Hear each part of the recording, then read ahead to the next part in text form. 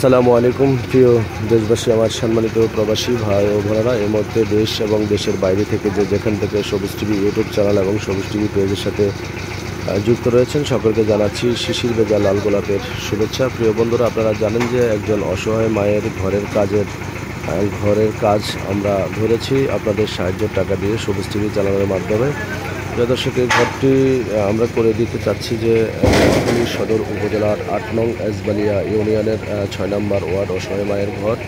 এই ঘরটি করতে অনেক কাঠের প্রয়োজন। আগের যে কাঠগুলো ছিল সেগুলো সবগুলো ভেঙে চুরে গিয়েছে, এগুলো একেবারে কিছুই নেই। তো এখন ওনার বাড়িতে একটি গাছ ছিল, সেই গাছটি আপনারা দেখেছেন এর আগের ভিডিওতে। আমরা সেই গাছটি ওনার ঘরের এখানে একটি গাছ ছিল ওনার বাড়িতে, আমরা এই গাছটি এখান থেকে শ্রমিক দিয়ে কেটেছি। কাটার পরে এখন এই গাছটি আমরা এখন মিলে নিচ্ছি। এই মিলে নেওয়ার পরে এই ঘরের অনেকগুলো কাঠের প্রয়োজন, সেই কাঠগুলো আমরা এই গাছ থেকে বাইর করবো। আর এখানে ক্যারান দিয়ে গাছটি উঠাচ্ছেন আপনারা।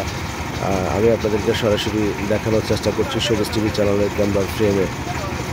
প্রিয় বন্ধুরা, এই মুহূর্তে দেশ এবং প্রবাস থেকে যেখান থেকে দেখছেন, সকলে এই ভিডিওটি সর্বোচ্চ শেয়ার করবেন। আপনাদের একটি শেয়ারের কারণে হয়তো অসহায় মায়ের ঘরটি সকলের সাহায্য টাকা দিয়ে আমরা কমপ্লিট করতে পারবো। এবং সবাই দোয়া করবেন, সবাই ভালো থাকবেন, সবাই সুস্থ থাকবেন, সকলের সুস্বাস্থ্য কামনা করছি। আল্লাহ হাফেজ।